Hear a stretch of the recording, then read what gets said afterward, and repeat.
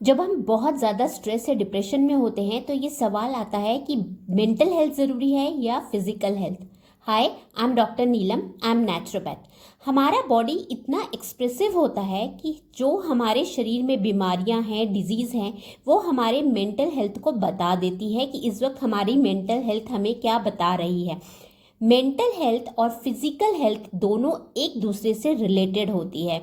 If you are not happy, अगर आप खुश नहीं हो तो आपका चेहरा कहीं ना कहीं बहुत ज़्यादा मुरझाया हुआ लगेगा। हमारा शरीर का हर एक अंग कुछ ना कुछ बताता है कि हमको ये बीमारी क्यों है। If you are having arthritis या थायराइड, माइग्रेन, हेडेक, ये इन्फ्लामेशन, हमारे बॉडी में कहीं ना कहीं क्लॉटिंग या गठाने या ट्यूमर, ये सब जो बीमारियां हैं वो बता देती है कि हमारा मेंटल हेल्थ किस तरफ क्या बोल रहा है। बॉडी जो है एक मिरर होती है, वो हमारे थॉट्स के साथ वर्क करती है। अगर हमारे थॉट्स बहुत ज़्यादा नेगेटिव हैं या हम बहुत ज़्यादा ओवरथिंक करते हैं तो कहीं ना कहीं हमारी बॉडी उसका असर बताती है, और कहीं ना कहीं हम कोई पेन, कोई प्रॉब्लम या कुछ ना कुछ प्रॉब्लम हमारे शरीर में दिखने लगती है और उसी के लिए हम सफ़र करते हैं। दोनों एक दूसरे से रिलेटेड होते हैं, फिजिकल हेल्थ और मेंटल हेल्थ। जैसे एक सिक्के के दो पहलू होते हैं। अगर लगातार आपकी तबीयत खराब रह रही है तो कहीं ना कहीं आपको मेंटल हेल्थ की प्रॉब्लम होगी ही होगी और आप सफ़र करोगे। और अगर मेंटल हेल्थ कहीं ना कहीं आपको स्ट्रेस या डिप्रेशन बहुत ज़्यादा है और बहुत दिनों तक रहेगा तो आपको बहुत सारी बीमारियां होने लगेंगी। क्या ऐसी बीमारी है जैसे मैंने आपको अभी बताया, जैसे थायराइड प्रॉब्लम है, आर्थराइटिस है, बीपी है, कैंसर है, ये सब कुछ क्यों है और किस तरह साइकोलॉजी से रिलेटेड है, ये इस वीडियो में हम आगे डिस्कस करने वाले हैं। हमारी बॉडी का जो राइट साइड है वो रिप्रेजेंट करता है मैस्कुलिन साइड, और जो लेफ्ट साइड होता है वो एक फेमिनाइन साइड होता है। शायद इसलिए हम फेरे लेते वक्त या पूजा करते वक्त राइट साइड में आदमी या मेल मेंबर बैठता है और लेफ्ट साइड में फीमेल मेंबर बैठती है। अगर आपको कहीं ना कहीं अगर कोई प्रॉब्लम है राइट साइड में, मींस मैस्कुलिन साइड में, अगर आपको प्रॉब्लम ज़्यादा रहती है, आपके घुटने में राइट साइड का घुटना ज़्यादा दुख रहा है, या आपके राइट साइड के हाथ में प्रॉब्लम है, या राइट साइड का कंधा आपका ज़्यादा दुखता है, तो कहीं ना कहीं आपके फादर से रिलेटेड, आपके भाई से रिलेटेड, आपके बॉयफ्रेंड से रिलेटेड, या कोई भी एक मेल मेंबर जो कहीं ना कहीं आपके पास्ट में या प्रेजेंट में है जहाँ से आप सफ़र कर रहे हैं, या तो वो उस तरफ से आपको कहीं ना कहीं कुछ प्रॉब्लम हुई है या आप उसको लेकर दुखी हैं। किसी के फादर बचपन में नहीं है तो उसके राइट साइड में कहीं ना कहीं होगा, या किसी के फादर से नहीं बनती है तो उसके राइट साइड में होगा। और सेम लाइक मदर से नहीं बनती है, मदर से झगड़ा है तो उसको कहीं ना कहीं लेफ्ट साइड में प्रॉब्लम होगी। बॉयफ्रेंड से प्रॉब्लम है तो आप लगातार टेंशन में है तो राइट साइड में होगा। इस तरह से एक साइकोलॉजी वर्क करती है हमारे बॉडी में। ये तो हुआ हमारे बॉडी में प्रॉब्लम का स्टार्ट होना। हमारा जो शरीर है वो एक घर के जैसा होता है। आप अपने घर में ज़्यादा क्या ला रहे हो, मीन्स नेगेटिव थॉट्स में आप जैसे लाते हो तो आप अपने दिमाग में सबसे पहले क्या ला रहे हो। अगर आप लगातार नेगेटिव थॉट्स लाते हो तो आपका शरीर जो है वो धीरे धीरे एक कचरा जैसा बनने लगता है, मीन्स उसमें बहुत सारी बीमारियां आने लगती हैं, बहुत सारी प्रॉब्लम्स आने लगती हैं। वैसे ही जैसे आप अपने घर में अगर बहुत ज़्यादा junk food, drinks, alcohol, drugs, ये सब कुछ ला रहे हो तो कहीं ना कहीं आप अपनी फैमिली में या खुद आप फिजिकल हेल्थ की प्रॉब्लम कर लेकर आते हो। जो बहुत ज़्यादा मेंटली वीक होते हैं उन्हें ये सब चीज़ों की ज़रूरत पड़ती है, जैसे ड्रिंक्स है, ड्रग्स है।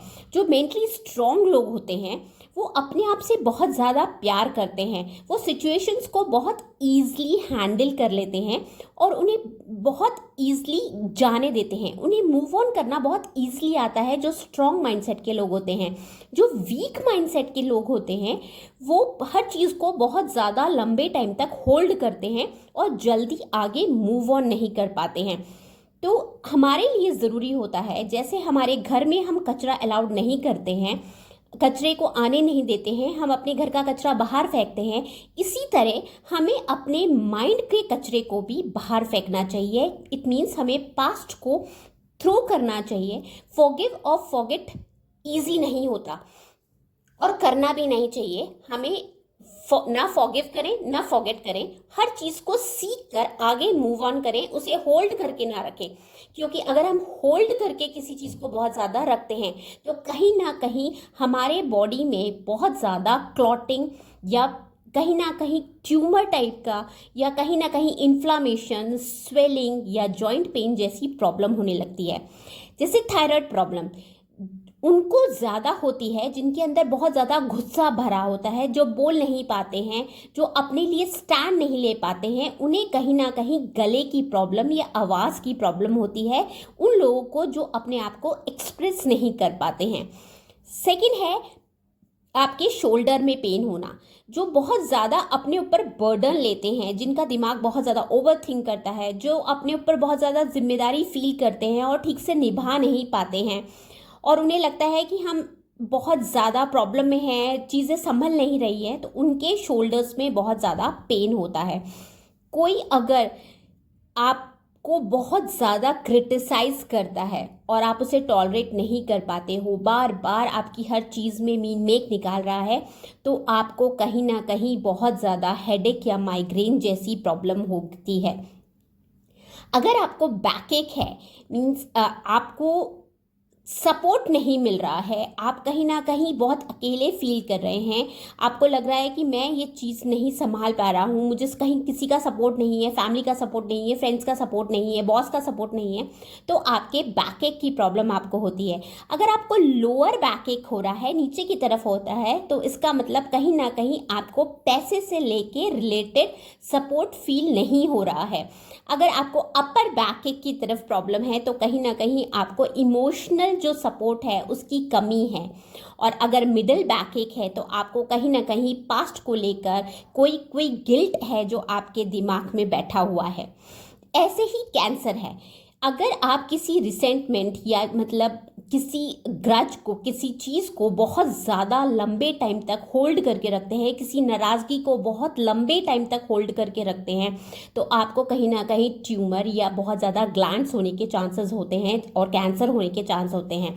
इसलिए हमें नेगेटिव थॉट्स को नहीं आना चाहिए, पास्ट को भूलना चाहिए, आगे मूव ऑन करना चाहिए, भूलने की कोशिश करनी चाहिए। माफ़ करिए, क्योंकि माफ़ी हमारी ग्रजेस को ख़त्म करता है, हमारे रिसेंटमेंट को ख़त्म करता है, हमारी नाराज़गी को ख़त्म करता है। और तब हम जिन्हें भी कैंसर है, आप उनसे अगर कभी बात करेंगे तो आपको पता चलेगा कहीं ना कहीं वो किसी ना किसी से बहुत ज़्यादा नाराज़ होंगे या वो उस नाराज़गी को होल्ड करके बैठे होंगे। हमारी जो फिजिकल हेल्थ है कहीं ना कहीं वो हमारे इसी तरह से हमारे मेंटल हेल्थ से रिलेटेड रहती है। और इसलिए हमें हर चीज़, दोनों जो सिक्के के पहलू हैं उनको साथ लेकर चलना चाहिए। ऑर्थराइटिस उनको ज़्यादा होता है जो बहुत ज़्यादा रिलेशन को होल्ड करने की कोशिश करते हैं, जो ईजिली मूव ऑन नहीं कर पाते हैं, पकड़ के रखने की कोशिश करते हैं, किसी भी रिलेशन में अपना बहुत ज़्यादा चलाने की कोशिश करते हैं, उनको कहीं ना कहीं जॉइंट प्रॉब्लम ज़रूर होती है। और इन्हीं लोगों को ऑर्थराइटिस भी होता है। हार्पीस एक ऐसी प्रॉब्लम है, बहुत छोटे छोटे से फुंसियाँ होती हैं पस वाली, और वो एक एंटीबायोटिक के थ्रू ठीक होती है, पर ये उन्हीं को ज़्यादा होती है बहुत ज़्यादा लोनली फील करते हैं, जिन्हें अकेलापन बहुत ज़्यादा काट रहा होता है, जो अकेले रहते हैं लाइफ में और उन्हें समझ नहीं आता हम क्या करें, उन्हें हार्पीस प्रॉब्लम होती है। ऐसे एक्सेट्रा बहुत सारी बीमारियां हैं और हर के पीछे एक रीज़न है। तो स्व खुश रहें, मस्त रहें। अगर आपको मेरी वीडियोस अच्छे लगते हैं तो प्लीज़ शेयर ज़रूर करिए और लाइक, सब्सक्राइब और कमेंट करना बिल्कुल भी मत भूलिए। Thank you.